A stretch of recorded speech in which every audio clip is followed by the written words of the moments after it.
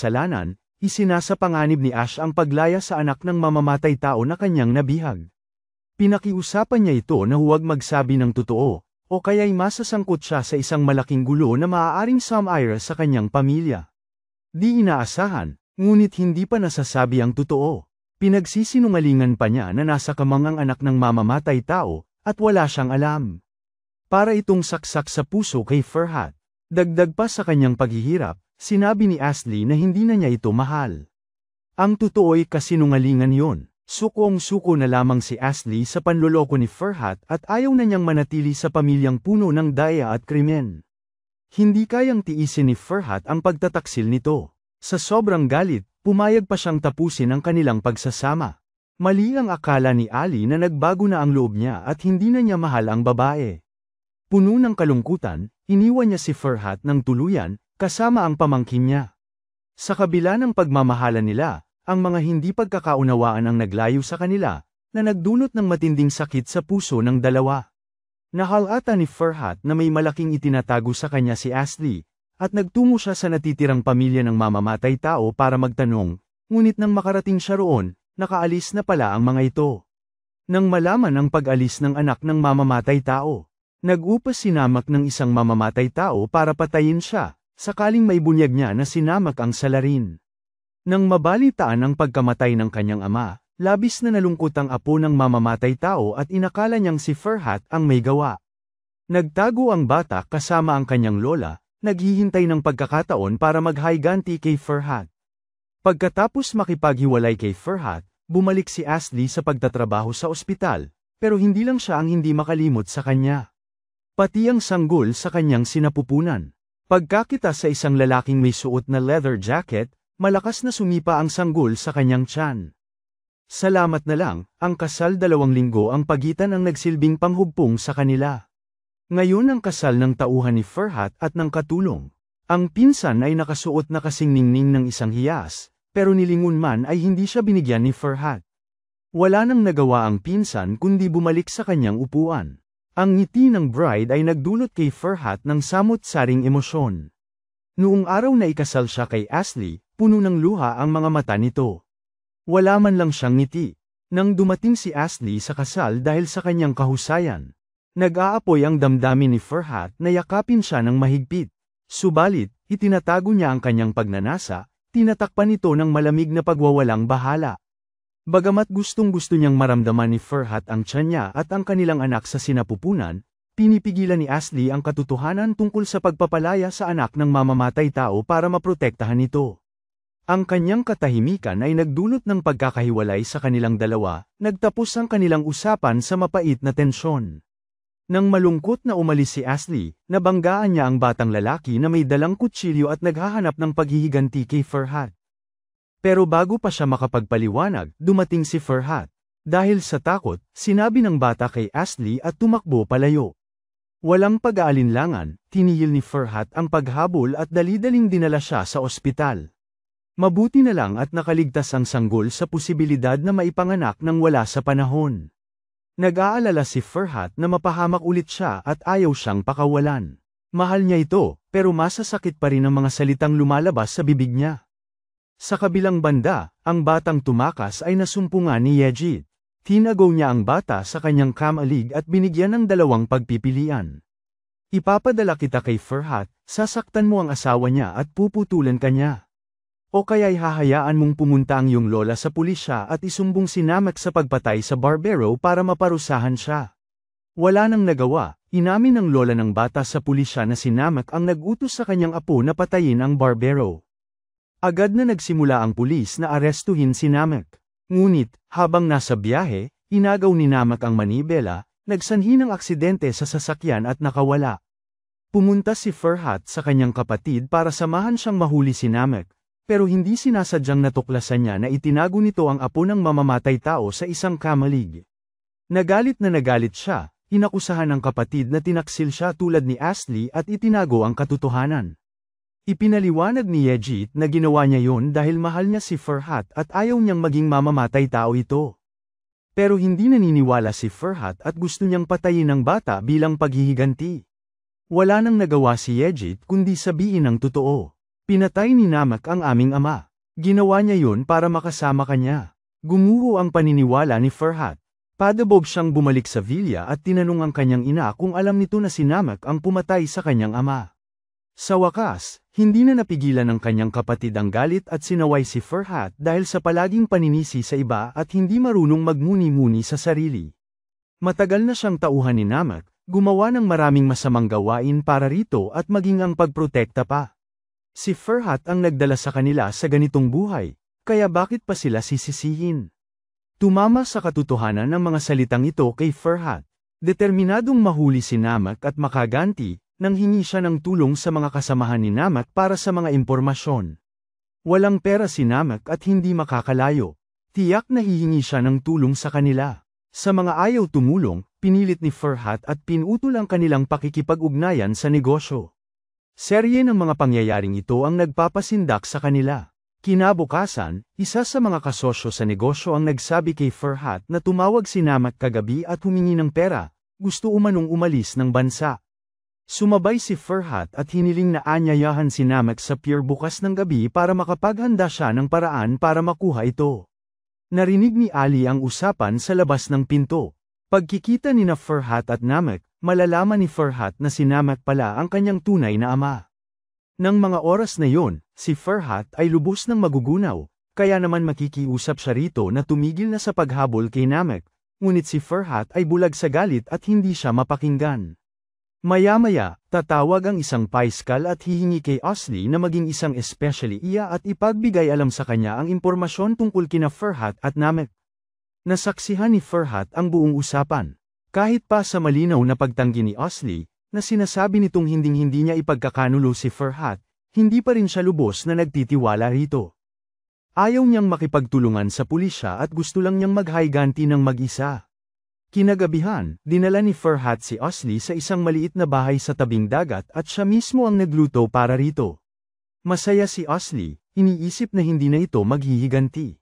Kinuwento niya ang pag-asa niyang hindi magmana ang anak niya ng ugali niyang madaling mapuot sa iba. Sinabi ni Asli sa kanya na huwag niyang maliitin ang sarili. Mahal na mahal niya ito. Hindi siya tatutol kung sakaling makakasama o makikilala pa nito ang anak ng pinsan niya balang araw at lagi siyang susuporta sa kanya. Lubos na nadarama ni Farhat ang sitwasyon at ayaw niyang mapahamak si Asli. Habang naliligo si Asli, kinuha ni Farhat ang telepono nito, inilak ang pinto mula sa labas, at nag-isang gumanti. Makalipas ang kalahating oras, nakita ni Asli ang sulat ni Farhat at nalilito siya sa sitwasyon. Ayaw niyang ipagkanulo ito, pero delikado para kay Farhat. Kung tutulong ang pulisya, masisiguro ang kaligtasan ni Farhat. Sa kawalan ng pag-asa, kumuha siya ng isa pang telepono mula sa damit na binigay ng paiskal kanina. Kaya sinabi niya sa paiskal ang lahat ng importanteng impormasyon. Pagdating ni Farhat sa pier, hinarang na ng pulis ang lugar, kaya nasira ang patibong na maingat niyang inayos. Nakatakas si Namak sa kaguluhan. Sinabi ng paiskal kay Farhat na si Asli ang humingi ng tulong sa kanila. Kung nakipagtulungan si Farhat sa pulis, nahuli na sana si Namak. Bumalik si Farhat sa dalampasigan at sinisi si Asli sa pagtataksil. Nagtalo silang dalawa, sinaway siya ni Ali dahil sa pagiging mangmang. Hindi man lang niya inisip si Ali at ang sanggol. Kaya ano kung patayin niya si Namak? Maiipit pa rin siya sa kadiliman, gaya ng paghiganti niya sa pumatay sa kanyang ama noong 12 anyos siya. Pagkatapos ng isang gabing pagninilay-nilay, sa wakas ay natauhan si Farhat. Nagpasya siyang kalimutan na ang lahat ng sama ng loob at magsimula ng panibagong buhay. Kaya humingi siya ng tawad sa pamilya niya at nag-ihaw ng karne para sa kanila. Iniligtas siya ni Ali mula sa kadiliman at hindi niya ito pababayaan. Nagtawanan at nagkwentuhan sila, nagsasaya sa panibagong buhay na mas matamis pa sa panaginip. Ngunit ang kaligayahan na ito ay pinagseselosan ni Namak na sumisilip sa malayo. Nag-text siya kay Farhat para magkita sa kagubatan ng kawayan. Nangyari lang na gusto ng wakasan ni Farhat ang lahat ng koneksyon nila. Kaya naman palihim siyang umalis para makipagkita ng hindi alam ng kanyang pamilya. Sinabi ni Farhat na hindi siya tulad ni Namak. Mabuti siyang tao tulad ng kanyang amang barbero at hindi siya mapapailalim sa masamang impluwensya. Matagumpay na sinabi ni Namak na magkapareho sila ni Farhat sa maraming bagay dahil siya ang tunay na ama nito. Matagal nang alam ng lahat ng nakapaligid kay Farhat ang sikretong ito pero itinago nila sa kanya. Naestatwa na lamang si Farhat sa gulat. May pinaputok na bala si Farhat.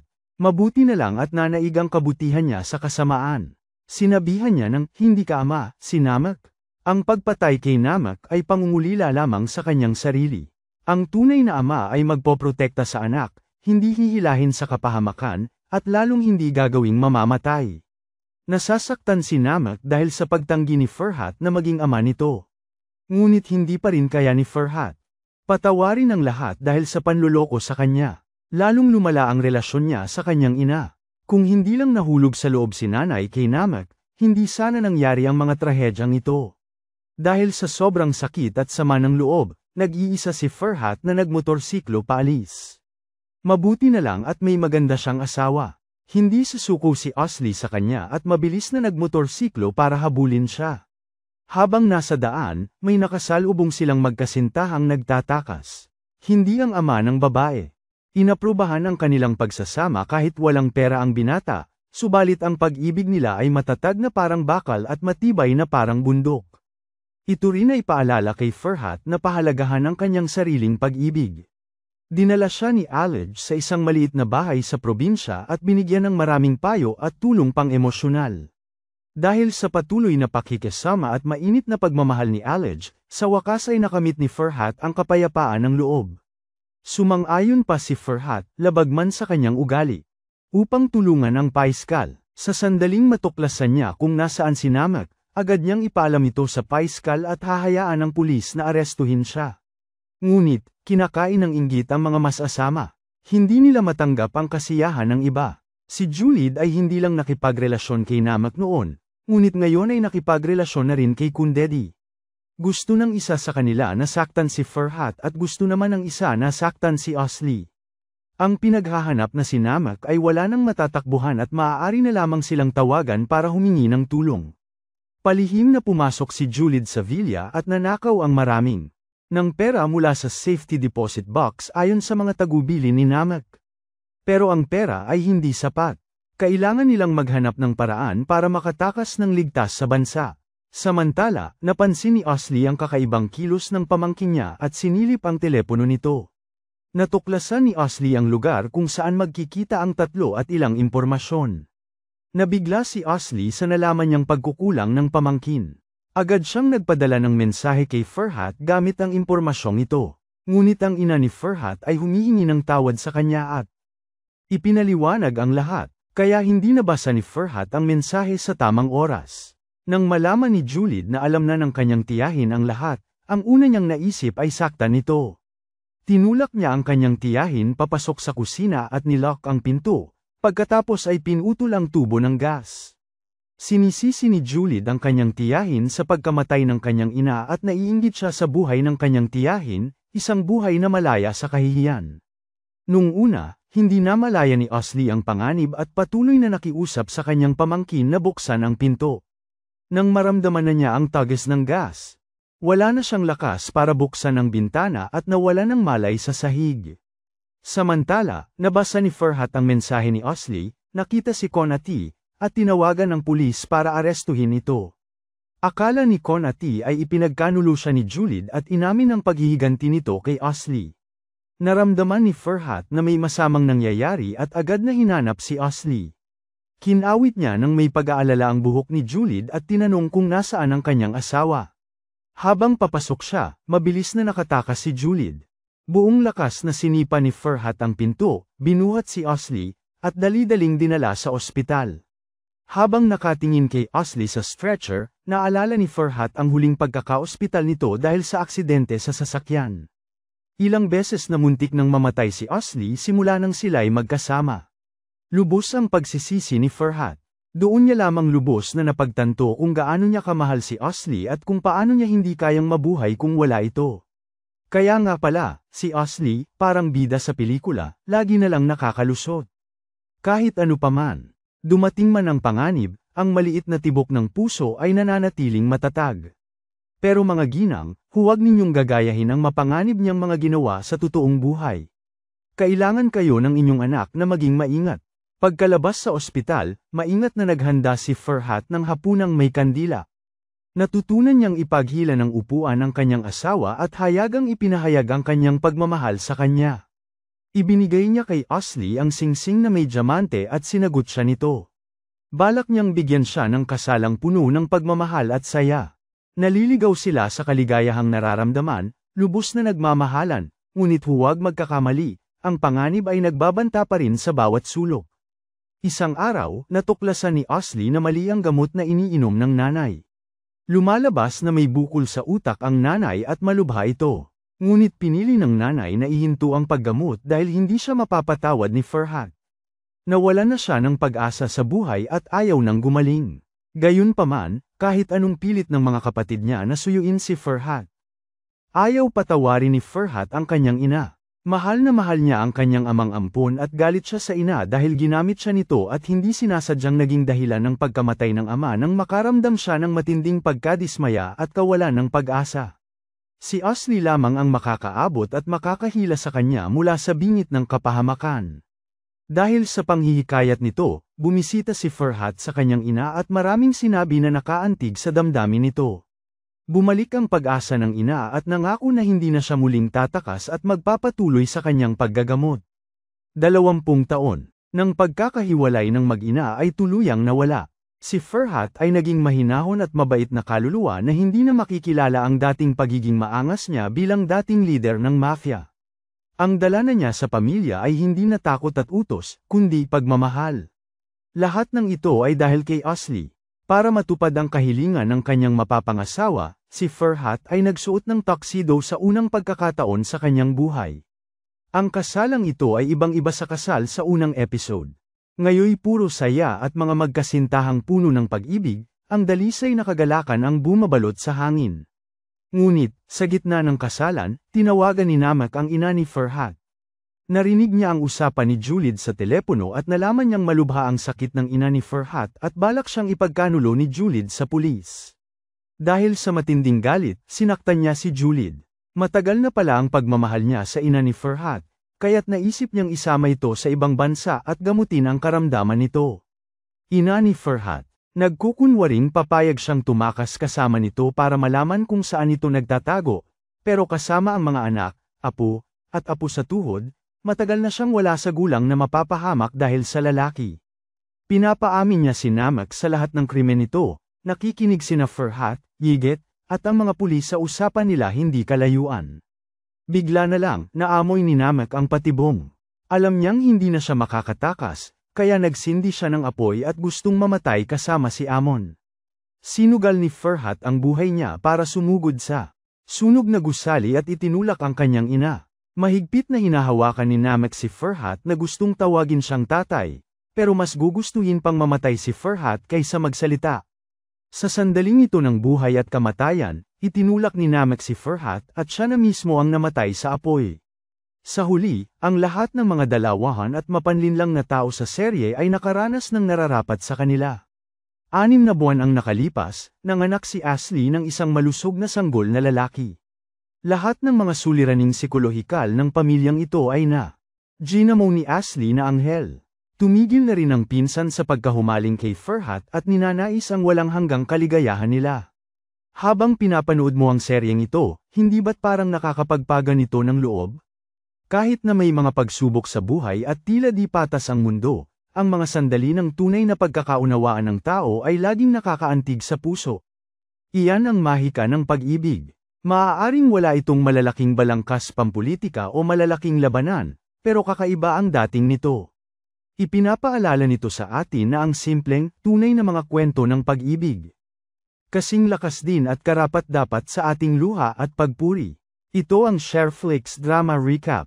Bisitahin ang aking homepage at makikita nyo ang iba pang recap ng Sia Baez Ask.